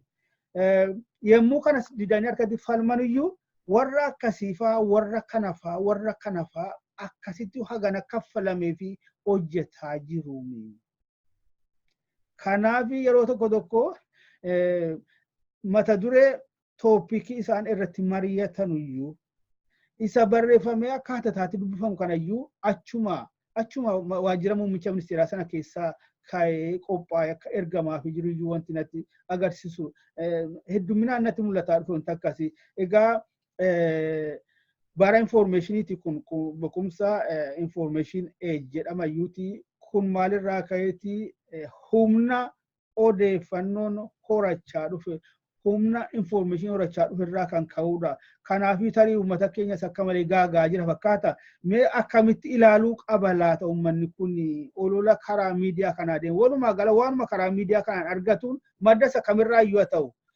Tarii namoonni kun isaan kamtu eenyu jedhu adda baafachuudhaan jalqabuu qaban natti fakkaata. Miidiyaaleen kun isa kamtu kam jedhu adda baafachuudhaan jalqabuu qaban natti fakkaata. Akkamumatti mee waan akkatti ilaaluu qabu fakkeenyaaf irra keessa isaa fudhatee otuu diiplii seenee hin ilaalin ittiin burjaaja'urraa kan oolchuudhaaf kan gargaaru akkamitti ilaaluu qaba laata? Akkamitti immoo waliin immoo sheer gochuu qaba laata yaada kana ilaalcha kana? Tokkoffaa wanti uummanni Oromoo gochuu qabu waanuma dhufe wajjin harka dhawuu isa barbaachisu. Uummanni Oromoo dura ofii mataa isaatii maal akka barbaadu adda baafachuu qaba. Kanan barbaada ka jedhu wanti amma ammaatti nu fide tasfaaye. Agartee pirinsipiliin ejjennoon amma ammaatti qabsoo Oromoo fide qabsoo bilisummaati. Kana ol dhoksuun barbaachisaa miti. Irra dibuunis barbaachisaa miti. Qabsoo bilisummaati kana amma bakka nu amma geenye kanaan kan mirga keenya ga'e. Oromiyaan jedhamte kun qabsoo bilisummaa Oromoo keessaa baate. Qubeen jedhame kun qabsoo bilisummaa Oromoo keessaa ba'e. Tokkummaan saba kanaallee kan isaan bara dheeraadhaa fi ilma abbaa tokko gargar baasanillee qabsoo bilisummaa keessaa ba'e. Qabsoon bilisummaa kun kaleessaan dhalan. Okay? Waggoota 50 darban keessatti maqaa godhatee agartee Maccaaf Tuulama keessa abbaa'ota hayaa dhufu malee qabsoon bilisummaa Oromoo kan inni jalqabe gaafa Oromoon caberraa jalqabeeti. Oromoo wixxifataa ture. Agartee anguma inni wixxifatu jiru immoo kan akka laatee immoo diina wajjin isa cabsas jira. Kanas Oromoon sirriitti adda baafatee beekuu qaba. Yoo waan barbaannu barre tasfaaye namuma dhufeef calluma jennee harka dhaanure. Wanti Itoophiyaan nu gooteef warri Itoophiyaadhaaf ergaman nu godhan kun yeroo hundumaa qabsoo itti fakkeessaa geggeessanii akka sabni keenya harka dha'u akka sabni keenya mirga kan biraa kan kanarra guddaa ta'e hin argine ija isaatti jaamsuu barbaadu. Yaadatte yoo ta'e dalgiin lafti kan qotee bulaati jedhee dhugaadhumatti jijjiirama guddaa jechaadha inni sana. Uummanni Oromoo bakka tokko nan dhagaa kan namni qabu. Ya dargii caammaa lulee jedheefa. Ya dargii caammaa lulee egaati dhuftee hiyyeessi boonee buleefaa jedhee amma sadarkaa sanatti dhiichise jechaadha uummanni Oromoo. Utuu waan turiin lafti kan uummataati isa jedhe isumaa galagalchee lafti kan mootummaati jedhee innuu deebi'ee abbaa lafaa ta'e. Dargiinuu deebi'ee abbaa lafaa ta'e jechuudha isaan digee. Waanni Oromoon barbaade suni utuu bakka hin gahin hafee jechuudha sharafamee hafe. Afaanii saabaadhaan afaan Oromoo waa ija lama ija sadii barreessee ati afaan kee baratteetta aadaa kee immoo gadi bahi dhiichisi jedheetu achumatti qabsoo Oromoo bakkuma sanatti hafte jechuudha. Fagoon dhaqan. Inni kunis maal godhe? Ilmaan keenya warra muratoo ta'an akka isaan dhaqanii lagatti bosonatti galanii deebanii gaaffii gaafatan godhe jechuudha. Namni harka dhoofneef jechuun tasfaa'e namni harka dheera dargiidhaaf. Kan wayyaanee immoo sitti himuu hin danda'u anaaf sitii achi ture miti irree beenna. Maali agartee mirga sabaa jedhee mirga sabaaf sablammootaa jedhee afaan keetiin bulta jedhee yes amma tokko jijjiiramne achi keessa namni tokko dhufe jira. Haa ta'u malee innis maal godhe? Gaafa gabbulu innis deebi'ee abbaa lafaa ta'e, abbaa qabeenyaa ta'e, agartee abbaa aangoo ta'e. Gaaffii Oromoon dura gaafate kan ofiin of bulchuu, kan biyya isaa abboommachuu, isa kana deebisee jalaa gate jechaadha. Ka ammaa kunis ka sanarraati adda miti. Agartee namnichi tokko maal jedha? Waan tokko waanuma wal fakkaataa yeroo 100 hojjettee yoo agartee itti baa haaraa eegdatee jaanjaan sii jedha. Jaanjaani wanticha tun ta'e siisa waan wal fakkaataa yeroo hundumaa hojjete ammoo itti baa addaa eeggatu sana namni jaanjaan. Sabni Oromoo waan barbaadu sana baruu qaba. Sabni Oromoo gaaffii bilisummaatti saalfachuu hin qabu. Sabni Oromoo isa keessaa namni 3 namni 4 horii dur qabsoo keessa turan amma xoorataa ba'an galanii qabsoon hin barbaachisu waan jedheef qabsoo isaa dagachuu hin qabu sabni Oromoo. Qabsoon isaa qabsoo haqaati. Ilmaan itti dhabe sabni Oromoo, biyya itti dhabe sabni Oromoo waan barbaadu sana amma argatutti diduu qaba. Yaadatte yoo ta'e tasfaa'e si wajjin gaafa jijjiiramni bu'uuraa kun dhufee jedhanii ijoolleen Tigree gara Maqaleetti deemtu sana. Ol falmine haasofnaniifati jijjiiramni kuni warrootuma jara kana warrootuma mootummaa geggeessaa ture security masana keessa warra ture jijjiiramni kun geggeeffamuu qabu. Malli jiraachuu qaba. Agartee hoogganni waloo tokko dhaabachuu qaba. Ka jedhu irratti falmii guddaa godhaa ture. Kana irratti barreessaan ture yoo yaadatte. Maaltu deebe? Warri aktivistii ofiin jedhan biyyatti ittiin galuuf jedhanii dantaa mataa isaaniif jedhanii abiyyi faarraa kan hafe biyyi sun hin baddi jedhee kan deebisee Oromootti falme warra Oromoo keessaa ba'e. Kan deebisee Oromoo dhimma Oromoo busheesse warra Oromoo keessaa ba'e. Kan deebisee humna Oromoodhaan yoo galtan malee galgalaa ganama. Ijoollee Oromoo maqaa balleesse kan amilee cabse warra Oromoo keessaa ba'e. Sigalee akkasittiin silaatii warri warraaqsi kuni oofisiidhaa isaan baasuu qabu.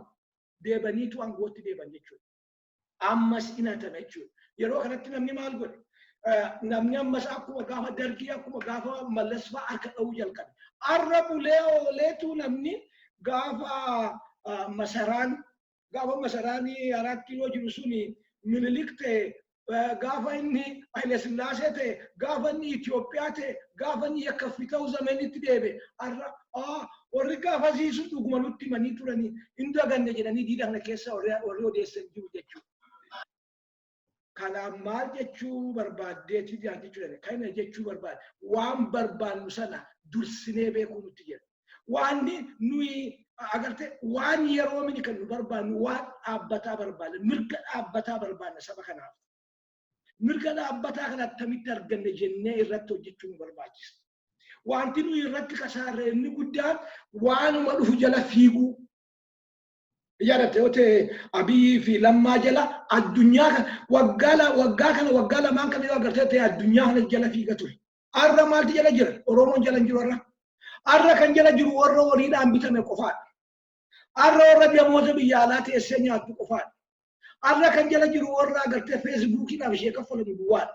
Kanarra jala jiru. Inni kan jalaa galeera. Dhugaa arge jechaadha. Ilmi namaa innaa dhugaa argu jalaa deema. Warri jalaa deemuu diddee itti ciccitee hafte kuni orra yoo agartee yoo kanaan jiraatte malee mala ittiin jiraattu hin qabnedha. Housing Commission keessa galuu yookaan immoo Center Link Social Security warra jiraatu biyya alaa kana keessa warra akkasiitu itti hafe jechuudha. Warra ofirratti hirkannoo hin qabne warra mootummaa kanarra hirkachuu barbaadutu dinagdeedhaaf jedhee lafaaf jedhanii kondeemineemiyaa jedhanii dhugaa Oromoo awwaaluutti galagan jechaadha. Isa kana Oromoon beekuu itti qaba. Attamitti jala dhaabatanii Oromoon kan jedhu Oromoon quba qabaachuu qaba. Agartee warra qubattoota irraati siyaasaan dhufu yeroo hundumaa ka Oromoo cabsu. Warra nu keessa qubate irraati siyaasaan yeroo hundumaa oofamu kan Oromoo cabsu, kan Oromoo dantaa Oromoo dhaabbataatti cabsudha. Oromoon agartee baree mamma Oromoon fakkeenyaaf Izemaan maali kan inni hojjetu yoo jettee ilaalte waan inni achitti afaan itti dubbatuu fi waan inni mootummaa wajjin hojjetu adda jechuudha. Dantaa Oromoo balleessu, Oromiyaa kukkutuu, egeree Oromoo balleessuu irratti mootummicha wajjin jabeessanii hojjetaa jiru jechaadha. Kana beekna jechuudha. Olli baaldaraasiin kun maali waan isaan hojjetan tasfaan? Irra guddaan isaan hojjetan bara Oromooniitti Finfinnee irraa dantaadhuma maalii qabaadha. Waa biraan qabani kuma qabaadha. Dantaa maalii qaba Oromoon Finfinnee irraa? Kana quba qabaachuutti jira. Jarata moodeessitu kuni Siriisti Kiristiiniin kan warra baaldaraasiiti. Ifatti beekama jechuudha. Isaati immoo kan Izemaati. Izemaanii fi badhaadhinni immoo maa inni warri PPL'n kun immoo ol duukaa hojjetu. Agartee dantaa walitti hidhataa kana Oromoon baruu qaba. Amma gaa dubbiin kuni garamittuu nu oofaa isa jedhu. Si dursee deemuu barbaadee min filmaatumtichi kun maal ta'uuf deema? Haala waraanaa in a warlike situation haala waraanaa amma biyya Itoophiyaa keessa jiru kanatti filmaata akkamitti gaggeeffamuuf deema ni jedhu gaaffii guddaatti nu deemachuudha. Sin dursu kan ammoo itti deema. Kanuma anillee wanti xinnoo asirratti dabaluu barbaadu egaan wanti hojiin propaganda haala kanaan qindaa'ee qindaa'uu isaatiin alammoo wal gidduutti immoo iyyuu qindoominaan kan isaanii oofaa geessaa jiranuu fi bu'aa isaa waan beekanuu fi argaas immoo jiru kunoo uummanni keenyallee akka callisee taa'ee wal ilaalu haala duratti mul'atee hin beekneen akka callisee wal ilaalu taasiseera.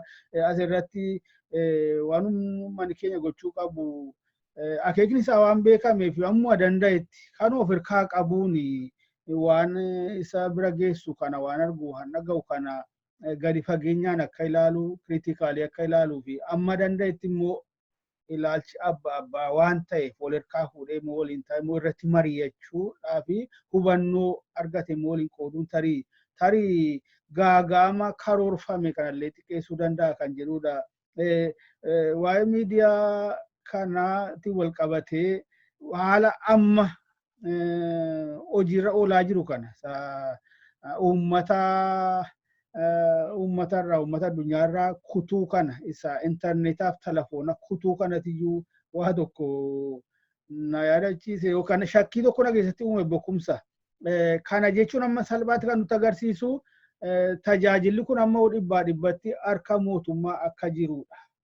Kanaafiyyuu yeroo barbaadanitti akka barbaadanitti disconnect godhan uummata warra mara xiyyeeffate kana keessaa dhiyaa Oromiyaa Wallaggaa godinaalee garaagaraa bakka biraatti ta'ee itti fufa ta'a bakka komaandi poostii jala jiru hunda'u akka salphaatti amma kaanii amma kutuu danda'uun isaanii ammayyuu dhibbatti isaantu to'ataa jira jechaadha.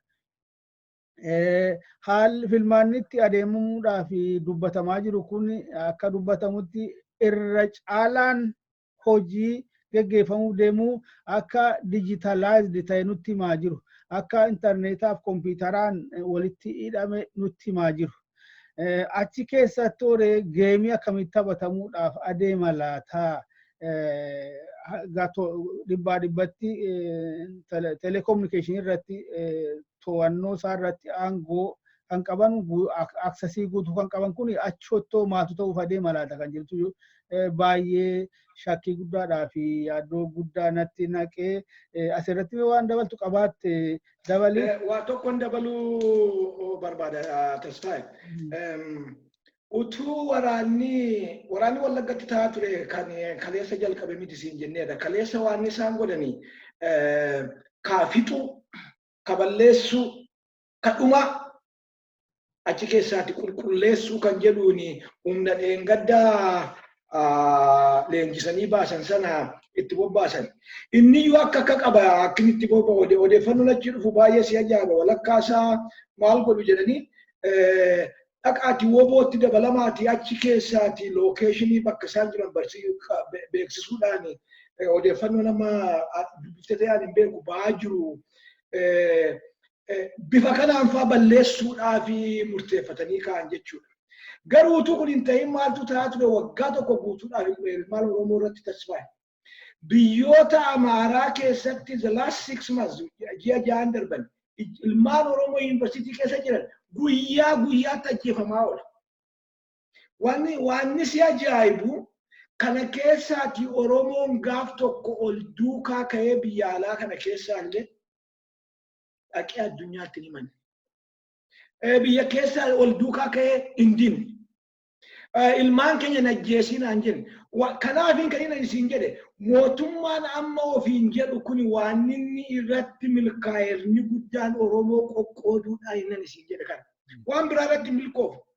Look, naannoo Amaaraa mootummaa jalatti sirnaan bulchuu irratti milkoofne mootummaan kun. Hin dhabeeyyuudha. Tokko naannoon Tigree silaa semi independent kan ta'e isteetii dhaabbatee jira. Hin milkoofne, hin dhabeeyyuudha. Naannoon Sumaalee silaati agartee hooggana liinenti isaaniif ta'ee hoogganamaa jira. Ammallee nagaansaa guddoo miti. Waan milkii guddaatti lakkaa'amumin.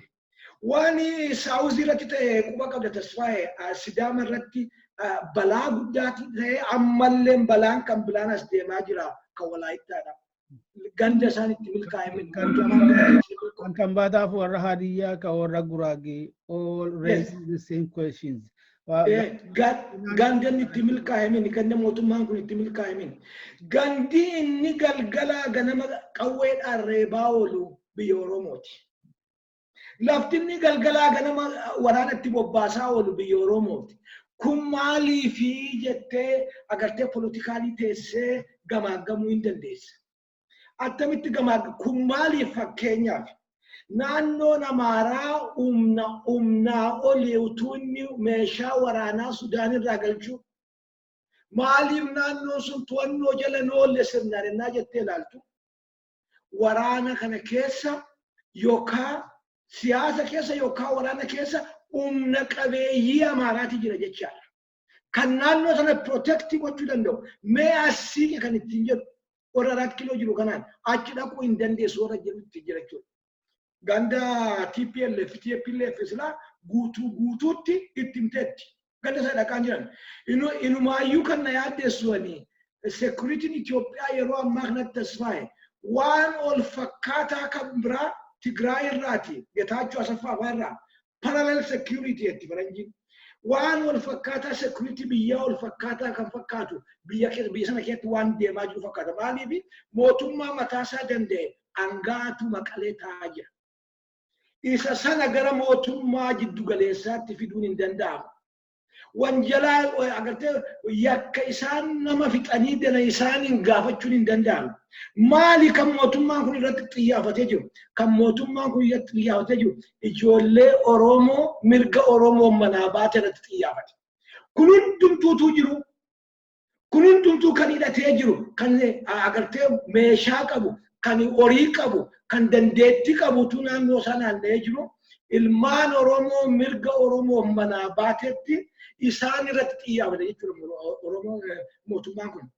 Kanaaf mootummichuu maali kan inni hojjetaa jiru eessa kan inni bulchaa jiru jennee yoo ilaalle ganda bulchaa qabu jiru gandinni bulchuu barbaadu gandinni bulchaa jiru gandinni reebuu biyya Oromooti jecha tokko kana kaani kuni gaati olumaa gala gara ammati jettee kanatti nu geggeessa wanti attamitti kama kun filmaataan inni kama hoo kan jedhu agarte election dhufu kuni rakkoo xaxaa kana hiikuu danda'amu mootummaan kun waan qopheeffate qaba kan jedhu senaariyoo lama sadii ta'uu malaa lama sadii ilaaluu dandeenya jechuudha waan mootummaan hojii jiru tokko gabaabumatti yoo ilaalle tokko kana uumuudhaan lola silaatii hin barbaachifne uumuudhaan biyyichi waraana keessa jira jedhee agartee state of emergency kana bal'isee election kana dabarsuudhaan waan xiyyeeffate fakkaata. Waraana jala jirraa utuu waraana jala jirru immoo nuyi filmaata deemsisuu hin dandeenyu kanaaf hin dabarsina jedhee kana waan abjuutaa jiru fakkaata. Tokko jedhe.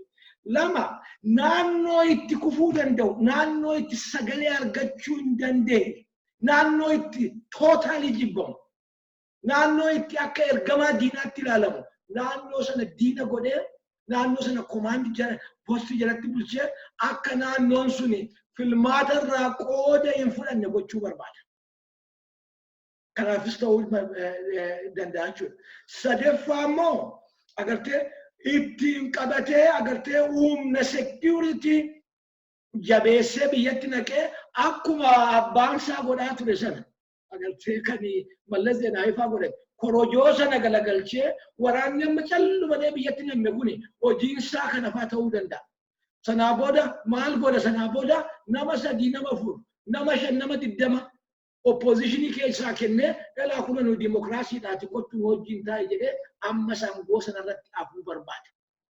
Kana sadan keessaati waan biraa gochuu hin danda'u. Mootummaan kun dimokiraatik elekshiiniidhaaf utuu kan of qopheessu ta'e elekshiinii dhugaadhaaf kan utuu of qopheessaa jiru ta'e inni jalqabaa inni godhu naannoo Oromiyaa keessatti nagaa buusuudha. Ijoollee Oromiyaa wajjin nagaa buusuudha.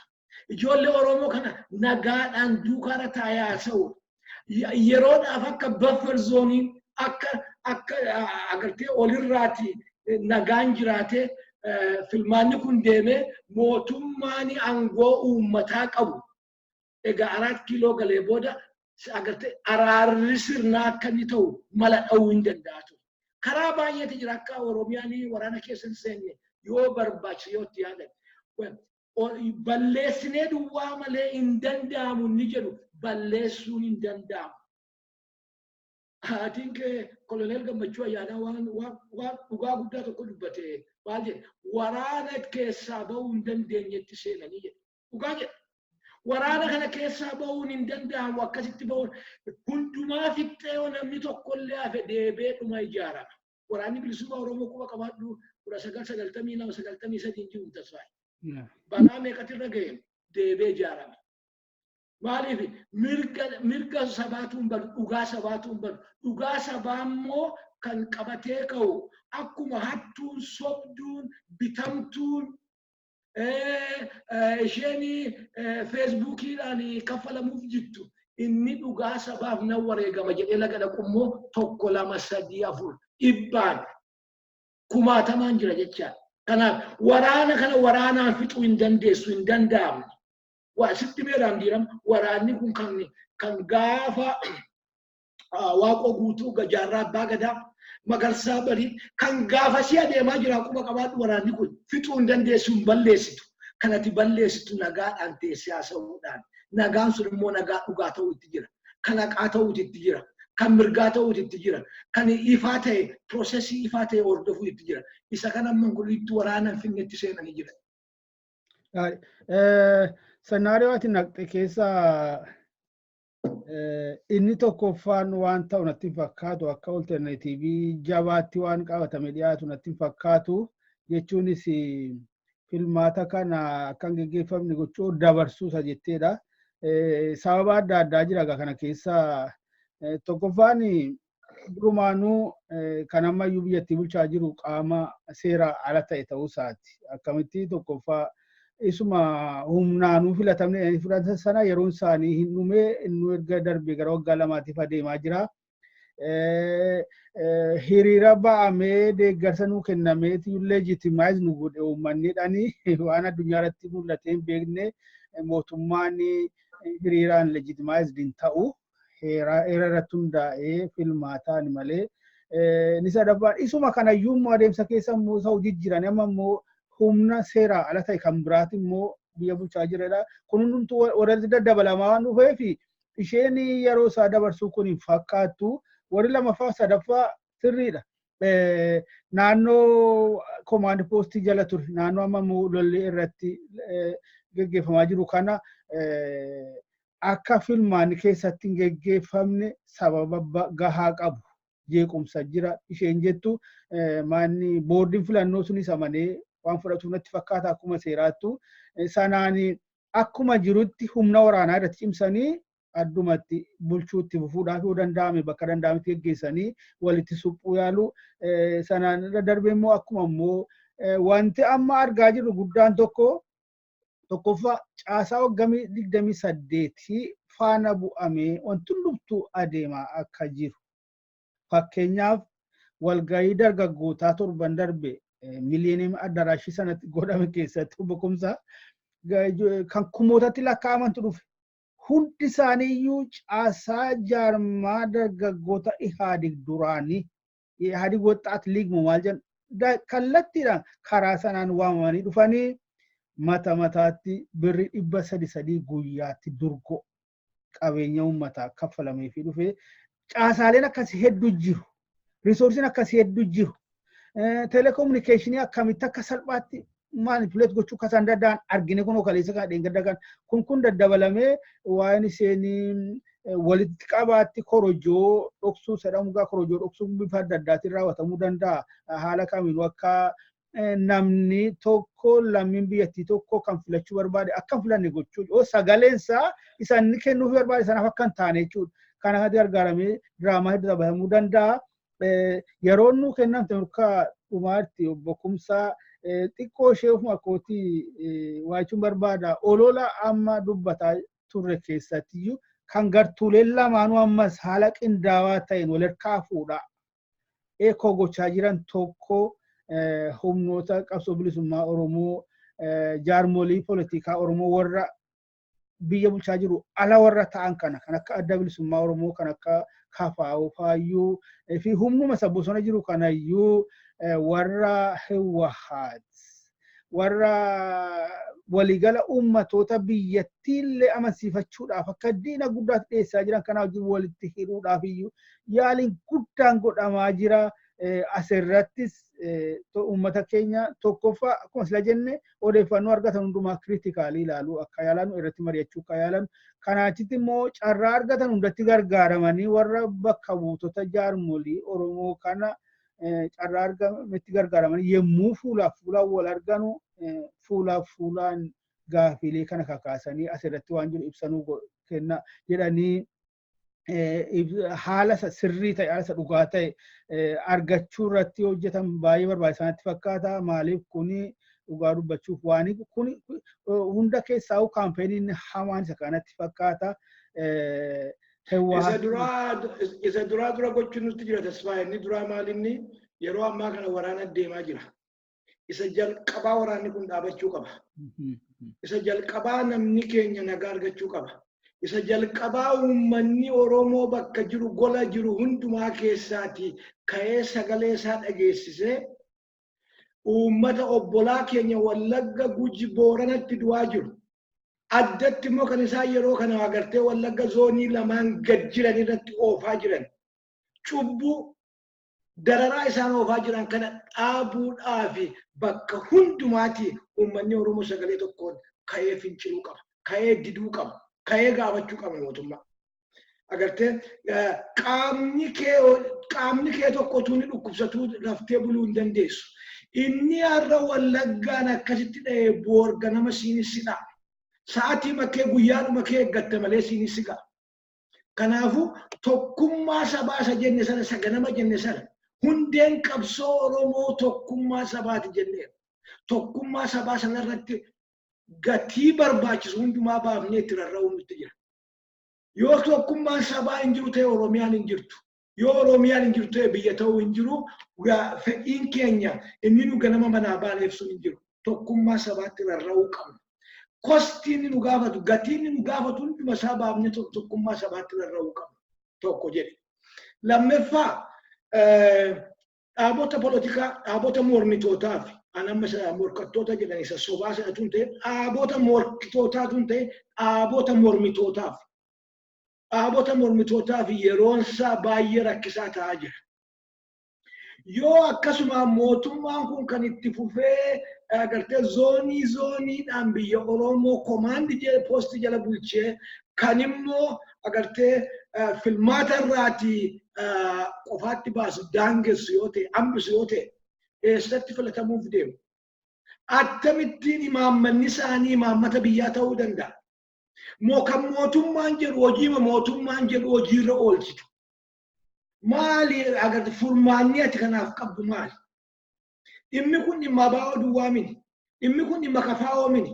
Dhimmi kun dhimma pabaa'oo dhimma dhaabota Oromoo hundumaati. Except Opidio. Dhimma dhaabota Oromoo hundumaa jechuudha. Ganda guddaa lafti nu haasaa jiru kun tasfaa'ee population wise lakkoofsa namaatiin bal'ina lafaatiin lafa guddaadha jechuudha. Silasi kaasee haalli amma isaan Oromiyaa irratti geggeessaa jiran kun waliigala biyyattis affeekti godhaa jira siin jedheeraam kana jechuu kooti. Ammuma kana mataasaa waan Oromoon dhaabota Oromoo irraa barbaadu. Akka koolishiniitti siin jedhe waan inni barbaadu. Kana duras maal goone sitti fakkaate tasfaa'e. Ennaa barbaannu duwwaa iyyina sii galee dhaabota Oromoo keessaa keessumaa aktivistoota Oromoo keessaa ennaa dhimma isaanii ta'u iniyyu. Look, ennaa Oromoon duummoo afaan qabatanii taa'u. Yaadatta ennaa Baqqalaanii fi Juwaarii Wallaggaan dhaqani. Uummanni Wallaggaa ijoollee keenyatti dhufe jedhee kan garaasaa itti mate. Miti dhugaa miti. Gadi bahee itti mate jechaadha.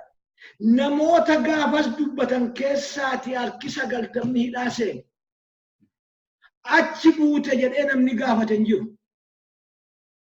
Achi OMN illeen achi buute jedhee aballu ni dubartii sun gaafas gaaffii nu gaafatteetti eessa jirti jedhee hin gaafate.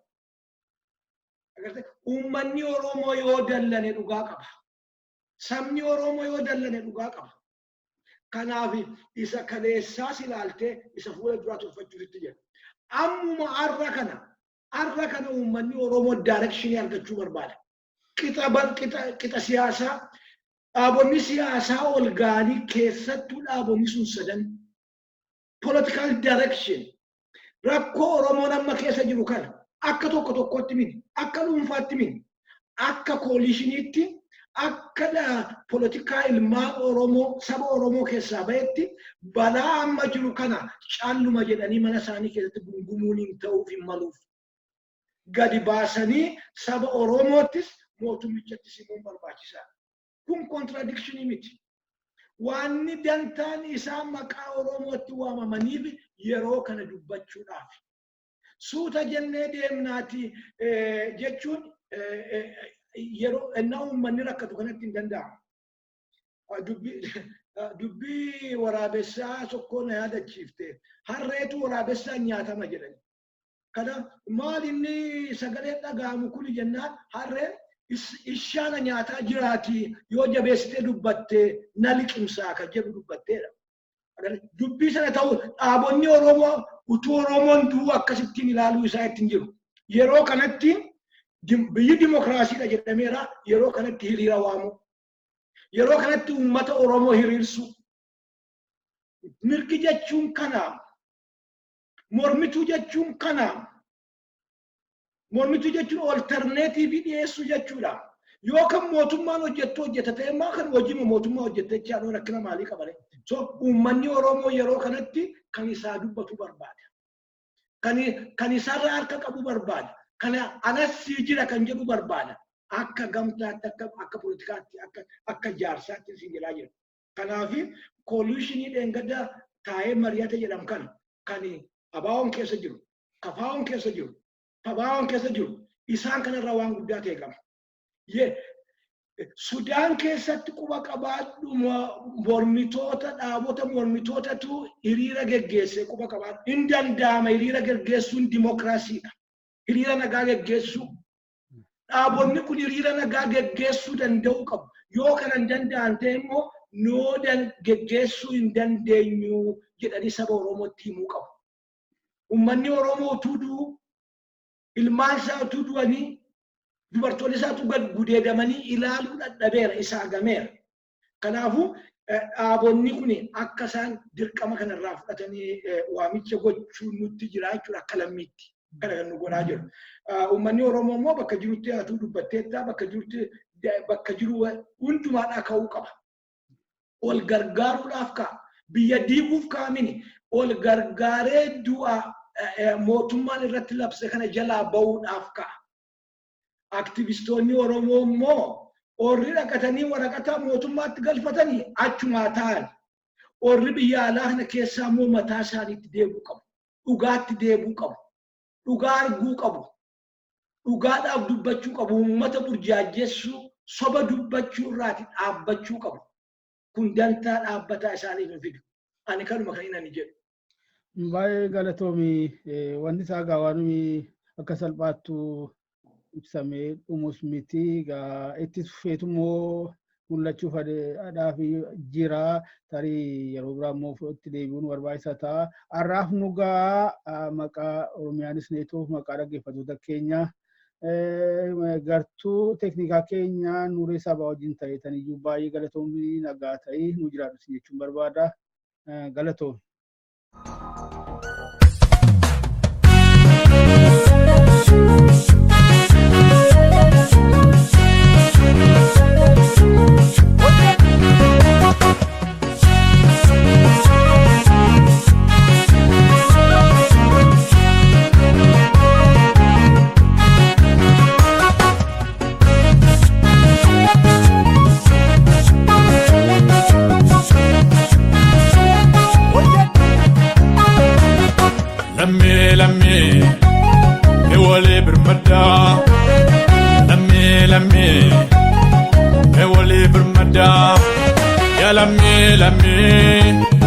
me walida pada ya sanyi kota ulmale malkamna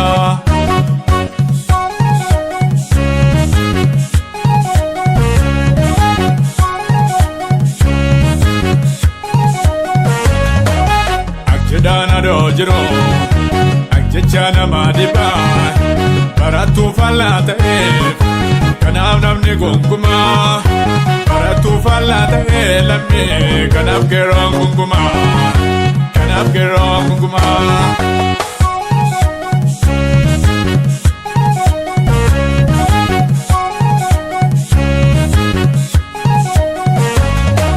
sangango be barode kurmakami mbokisa sanyitu wal makate kale kanam namni frisa Bankonni kalesa adeegera regala kanamma diganyata lammi dina sake fala Oromoon sanyi korma lammi enja mirga sangalu nu enyu fonsa kanno lammi kenya hinkamna kallo tokkicha magadiba gurracha gara garba hinkamna kenna gada lammi isa tuno fi abba Sattono fi abba lammi e wole birmada ya lammi e wole birmada ya lammi e wole birmada ya sanyi kota ul male malkamna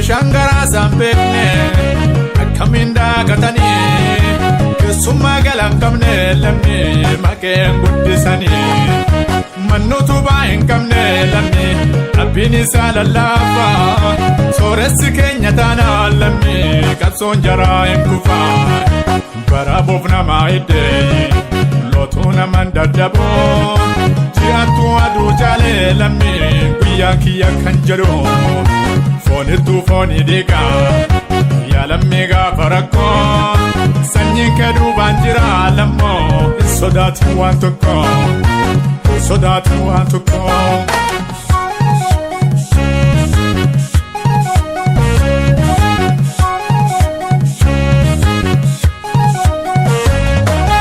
Afaan tokkoon dubbachaa kalee walii dhagaa oodamne baroota hedduu gabbarree lammii diinaa fi karaa banne simbirroon koola malee akkamiin babarrisaa waliif dhageettaa dhabne kalee diinni nutti roorrisaa qotiyyoo abbaa kiyyaa gamaan baroode kormii kennayyuu sammuun qabaa ilmii lammoon bulchuu ormii akka waan nuti hin beekne nurratti of tutuulanii nu amma tokko manne kunoo boolla kami seenanii hin boolla kami seenanii.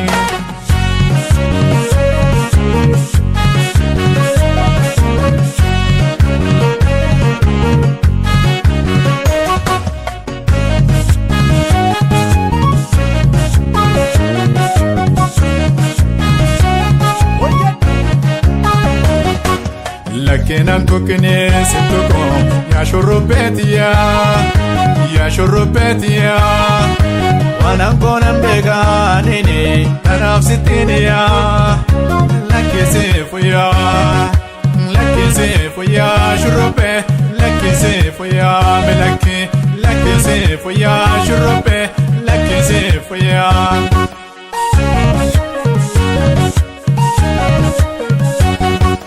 Karamana keti shurrupe awara bukkisaan situna tuttuke melaki kamis kisaan amala gosparte shurrupe boronna dabarte ada kam keessatti na himi niitiin dirsatate bifa keeti arge shurrupe barbaasa kee bahee firaaf maatii dhiisee melaali hedduu siin nama'ee. Rifeensa kee gogaa shurrupe dadaadhaan guddisi siifaan alaan jira sittime kenna deebisi lakkinaan tokkine sittoko yaa shurrubeetiya waanan koonan beegaa nini tanaaf sittiniya lakkisi fuyyaa shurrupe lakkisi fuyyaa melaki lakisi fuya shurrupe lakisi fuya.